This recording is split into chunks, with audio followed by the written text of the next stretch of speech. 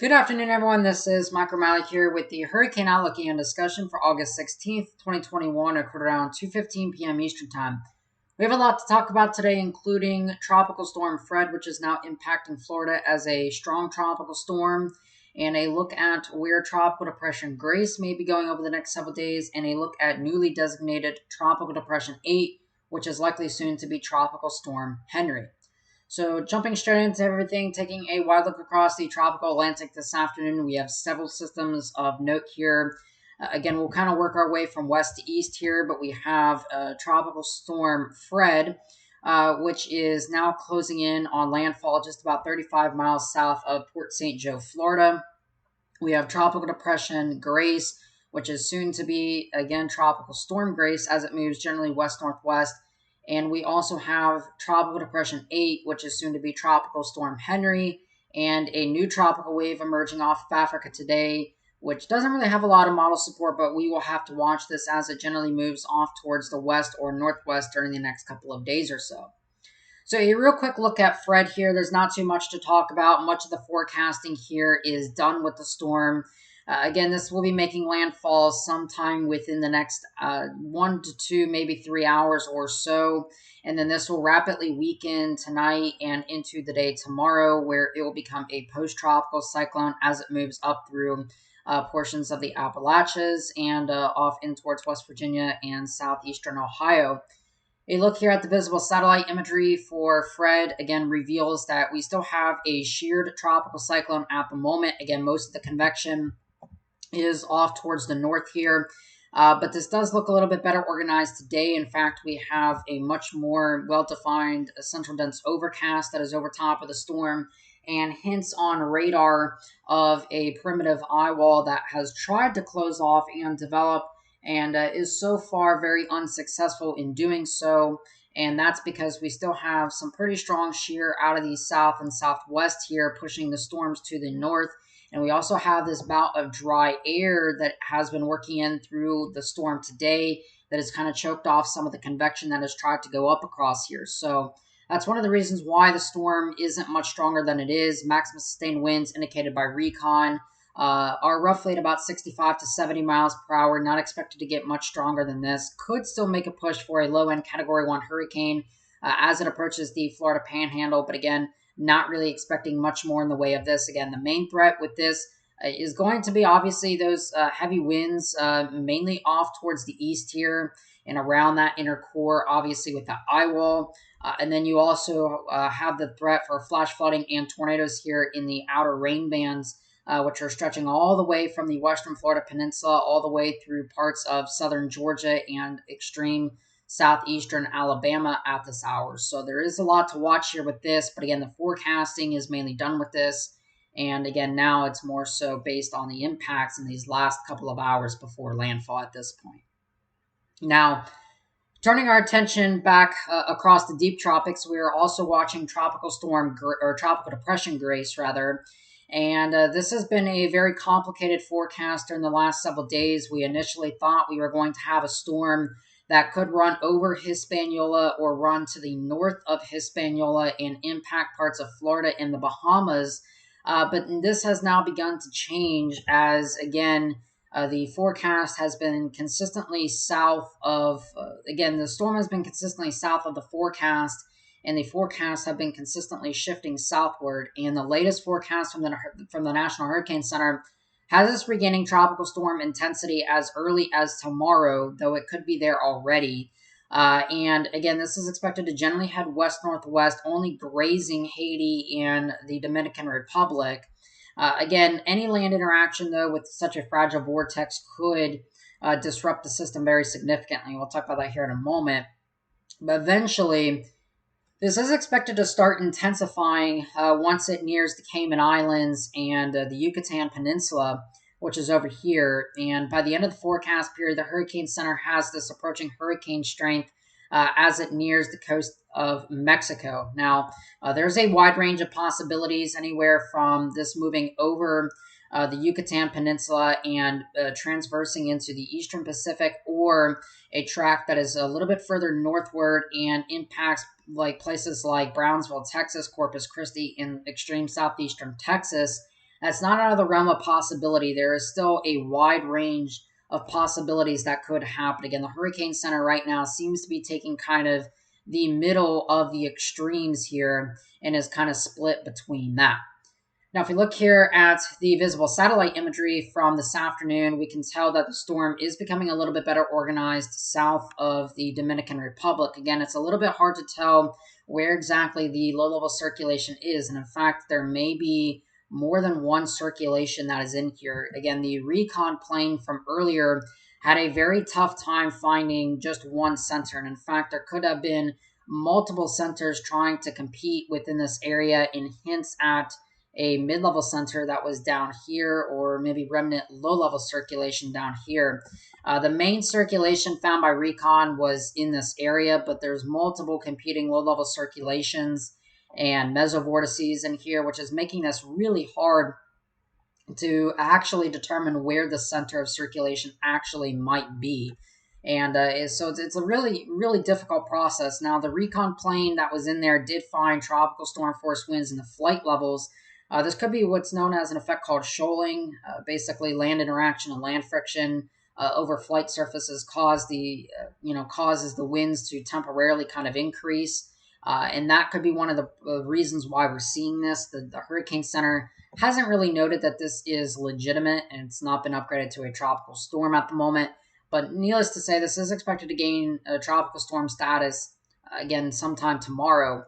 We can see that, again, there is a lot of convection that is popping up, maybe some hints at banding here south of the Dominican Republic and Haiti coastlines. Again, maybe some hints at a low-level circulation trying to establish itself here. Again, we can kind of play this again. Maybe some hints at that starting to happen. You've got that rotation that seems to be trying to get well established. But again, there's multiple low-level circulations in here, and it's going to take some time for this to actually consolidate, as this whole mess generally moves west or northwest during the next day or two.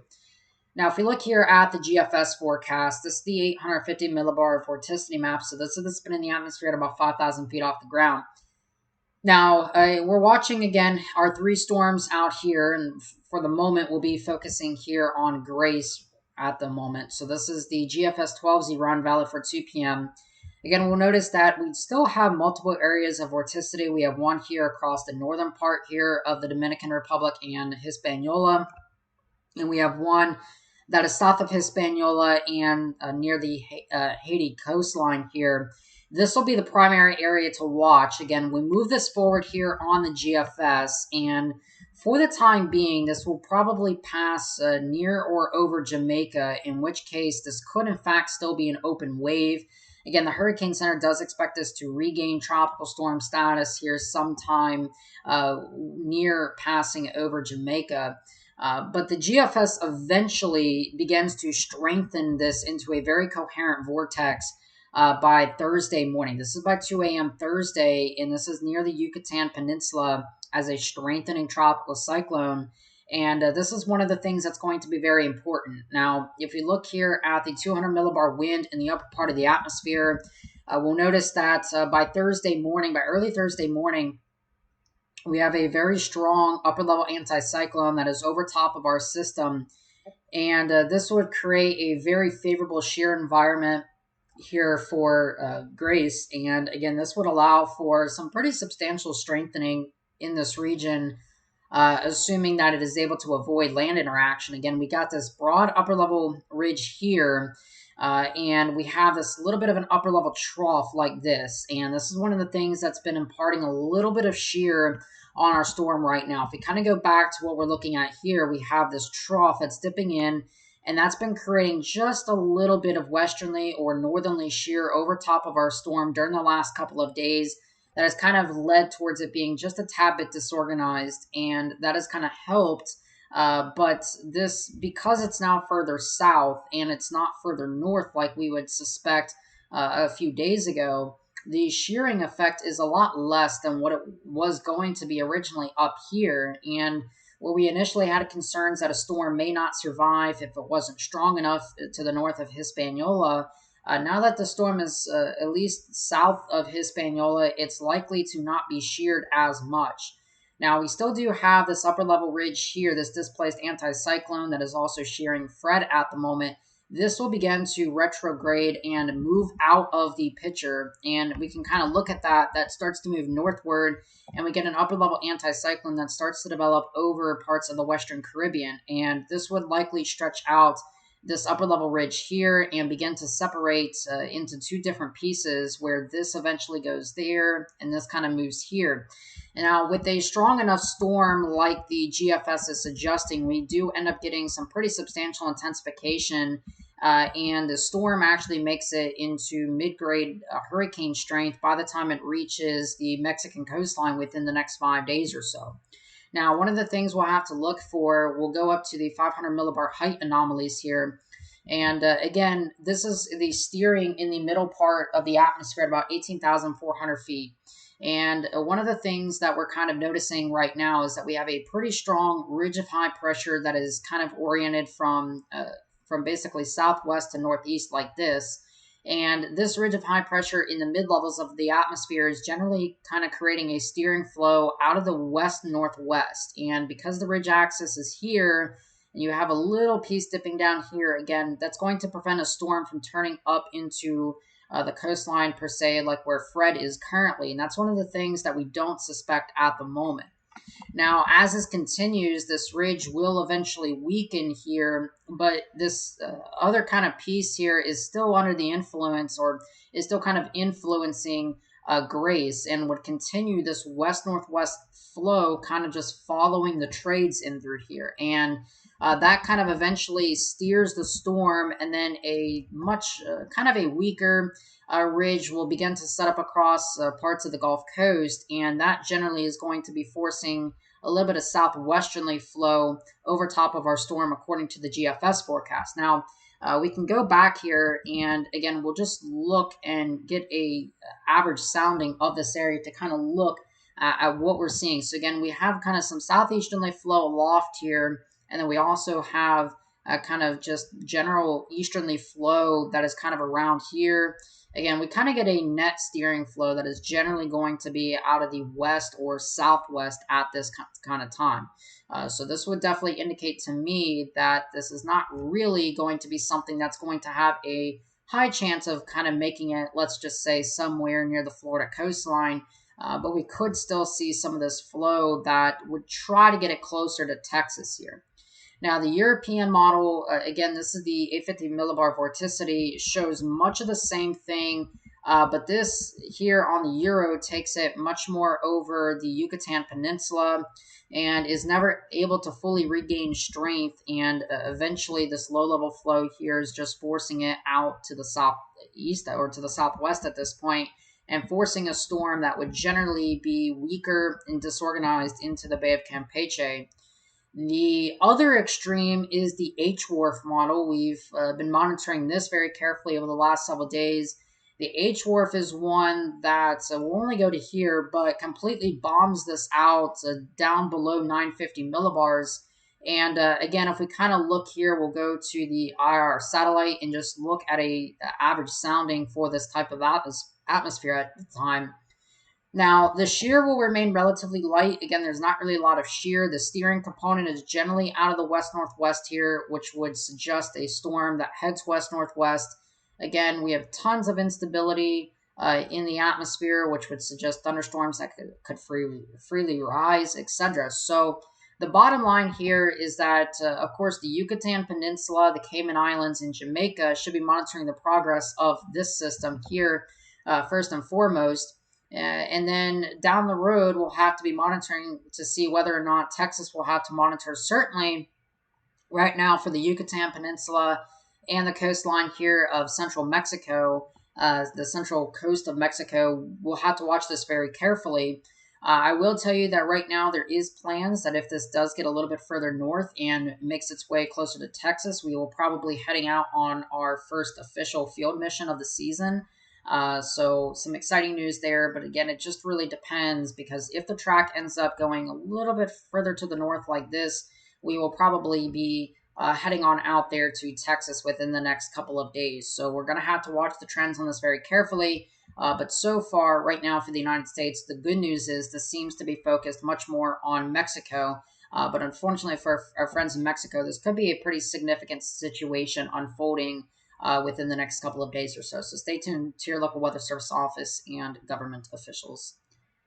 Now, turning our attention back out to the western North Atlantic here, we'll look briefly at Tropical Depression 8. This is soon to be Tropical Storm Henry, and there's a lot of conflicting model data with this today. Again, here's the island of Bermuda, and there is a tropical storm watch, as again, you can kind of see that this will be getting awfully close here over the next few days or so. Now, this is expected to reach a maximum peak of 65 miles per hour and weaken as it turns generally towards the west and then northwest, and then towards the northeast later in the forecast point. And at this time, this would be no significant concern to the United States, other than this would probably generate some swells that could radiate outwards towards portions of the beaches over towards North Carolina and South Carolina. Now, if we look here at the GFS forecast, we'll kind of notice that again today we have a system that is a little bit better defined. And again, we can see that the low and mid-level centers are still displaced at the moment. We have a low-level circulation that is to the north, but a mid-level circulation that is kind of to the south here. And this is a result of some southeast or some northerly shear pushing the convection towards the south. And we can kind of see that, again, we have some of this northerly flow, and that's creating just a little bit here of that push where it's enough that it would be suppressing convection from north to south like so. Now, on the GFS forecast, this continues to kind of be the case. Again, it briefly tries to vertically align here, but the low and mid-level centers are still displaced. We can kind of see low-level circulation here and mid-level circulation down in here, but it is a little bit more aligned at this point. But eventually what happens on the GFS is really, this is by about 2 p.m. Wednesday, we get the complete decoupling as what's going to happen is shear is going to almost double than what it is right now. Currently, you only have about 5 to 10 knots of shear, but shear will be doubling by about 15 to 20 knots. So you'll have about 15 to 20 knots of shear pushing down on this. And this is when we get the complete decoupling. The mid-level circulation here, low-level circulation here, or whatever is left of the low-level circulation. And then this will basically be left to move northeast and die within the low-level flow and not really have much chance to strengthen. On the other extreme here, this is the Euro, or not the Euro, the H-Wharf. And for what it's worth, again, the H-Wharf is similar for the first while. Again, you have a low-level circulation that is offset from the mid-level circulation, but eventually what ends up happening here is if we go forward in time, we get a storm that is much more vertically aligned here by Wednesday morning, and on the H-Wharf, this deepens into a formidable hurricane, which is about 984 millibars. Now, if we continue to run this forward, we'll notice that, again, the H-Wharf does suggest that there could be a little bit of decoupling here, and you can kind of see, again, where the intensities kind of start to maximize here. They really kind of, the storm weakens and ends up gaining a lot of pressure again. They're still a little bit vertically aligned, but we have a lot of this dry air to the north, and that's also getting entrained. Some of that shear doubles. Eventually, we get a much stronger system to develop, though, and this develops by the end of 5 days into a very formidable hurricane that is sitting roughly at about 31 north here and about 73.1 degrees west. So this is something to monitor. Now, the H-Wharf is one of the more extreme runs here, and the other hurricane-specific model, the HMON, does not agree with this. And in fact, the HMON by Friday shows, again, the low and mid-level centers decoupled, a dry vortex that would likely be on its way to dissipating at this time. So there is a lot of sensitivity to the forecast, and a lot of it has to deal with whether or not the shear could be too strong. Given the fact that these models are highly sensitive, again, the GFS is not really going to be able to resolve such a small system. So we tend to throw this out the window, but it is at least backed up by some of the other hurricane-specific models that the GFS could be here on a correct path. But again, we're teetering on the edge of whether or not the shear could be too strong. And if the storm is already struggling with light shear of about 5 to 10 knots, if you double that to 15 or 20 knots, we could be looking at a storm that is unable to survive any storm that completely weakens. Now, again, the official forecast calls for this to reach a peak of 65 miles per hour and stay away from land. Again, tropical storm watch has been issued for the island of Bermuda just in case. There is the possibility here that some, again, of the ensembles do try to track this a little bit further towards the south and west. And it is possible that we could be looking at impacts down the road here, maybe across parts of the Carolinas, but this is pretty far out in time. And again, a lot of the models don't indicate that there would be any potential threat, but it is something to monitor at least for now. But again, the Hurricane Center is going pretty conservative because the storm is struggling right now with that shear of only 5 to 10 knots. If you double that, that's a problem. So we'll have to monitor everything very carefully. Again, going to be a lot of watching and waiting here, both on Grace and on soon-to-be Tropical Storm Henry. But again, we'll continue to update you as things come along. All right. With that being said, I hope you all have a great rest of your afternoon and evening. Of course, I am Michael O'Malley. I'll talk to you guys again some more tomorrow.